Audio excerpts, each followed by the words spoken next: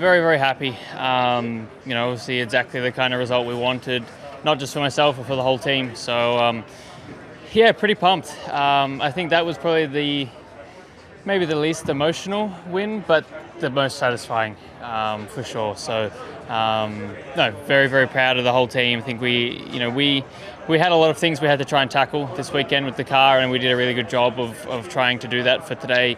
And I feel like I did a good job as well. So very, very pleased. It hurt a lot because I think my pace was very, very strong at the end of the race.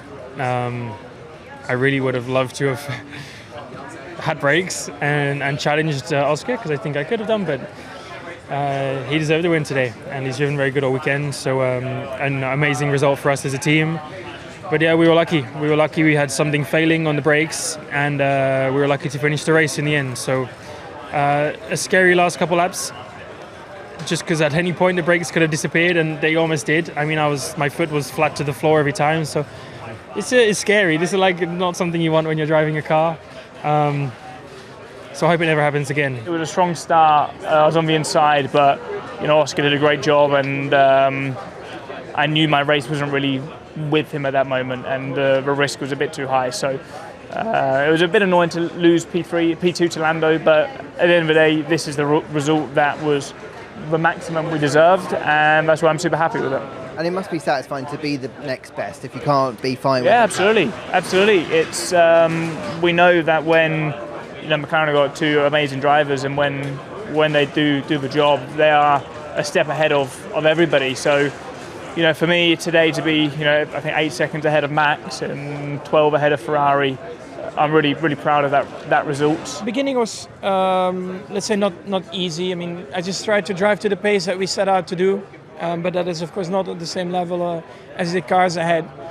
The medium was probably a bit more difficult, but actually on the hard tire, I think from basically that second half phase, we seemed a bit more competitive, more promising at least, and that was at least enjoyable.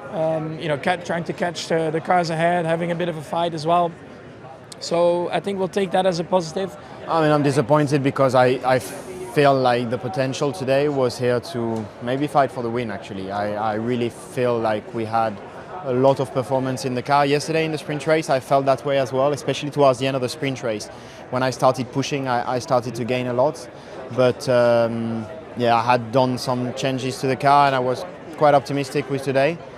But we lost 30 points of downforce, so that was a big chunk of performance. Wasn't able to get the result that I was hoping for today. Once I needed a good start, which I got, and then I was trying to see if I could pounce forwards, but I just didn't have the pace of the cars up ahead. And just balance-wise, from the sprint race, we made these changes, and the car was terrible after that. So I really struggled with the car from then on. Some days ago, it's not that many days ago, we were dead last in Melbourne, and it was looking difficult, but we didn't sleep much. We couldn't eat very much, for the words of Ayao, but it was all worth it because we discussed everything on where to unlock that performance from the car. We knew there was more performance to be had. Obviously, it's a good surprise to see that we still can improve some more, and that's where we are. I struggled this race. I mean, was quite difficult to hold on. Already from lap one, I felt something was weird with the car. And then, eventually after the race, the team told me about the damage. That could explain a bit of a struggle. But I'm also keen to analyze a bit of data just to see, where I was lacking. Now it's time to reset and come back stronger next weekend. It was a strange race because in many ways we were so comfortable on that first stint. We kind of cornered ourselves because the hard tire outperformed everyone's expectations, and we must probably stayed out a bit too long because we were quick and we were catching the cars at the end of the race, but the deg wasn't big enough that I couldn't make the difference really. So we did catch up, but still very happy. Yeah, it was a really good day. Super happy with the result. Did not expect to score points today, but the car was fantastic. Everything I was doing worked, and that's always a nice feeling. I just had the groove. and some points to show for it, which is great. Another strong start and put ourselves in contention for the top 10. Yeah, unfortunately, we came short of it. 11, same as last week. So it's close. I think overall it's been a tricky weekend, and it was still good to manage to recover and put ourselves up there. So got to work on those details. It's extremely tight in the midfield, and probably didn't feel on the stronger side of it this weekend, and still came close. So I think we'll try to regroup together with the team and come back stronger in Japan. Thought the race was coming to us after the first stint, but just the medium, a lot of graining, and then I think the whole race ended up just becoming a one-stop for everybody. So that was that. We got it right with the strategy. Unfortunately, with the pace of the car, we were just not there. We were struggling a lot with the front tires again. A lot of fuel saving during the whole race, which obviously were not helping the fronts. And yeah, we just didn't seem to have the pace. A bit puzzled, to be honest. Not happy because ever since I jumped in this car, I've been very quick in testing, but I don't know where all that pace has gone for this weekend. At least we have now a good 10 days to analyze what went wrong and put together a plan to come back stronger in Japan. Honestly, what I could have done better maybe was just lap 1. It's just avoiding chaos. Really, I had a really nice launch, better than both Ferraris ahead, but I just got stuck in T2 and lost positions. And then pace was surprisingly strong again. And obviously, when you do 2 stops and other guys are doing 1 stop, then you lose 25 seconds. So. Yeah, that's it. To be honest, we were even more competitive in yesterday's sprint. We were able to overtake cars and move forward. It's just we tried something with setup to learn something today. It was quite a big step, and unfortunately, it just didn't work. So a lot to learn from this weekend. A lot for me personally to get on top of as well. It's just been extremely tough. I'm happy to get 56 more laps than I did in Oz. That's for sure. Tough race.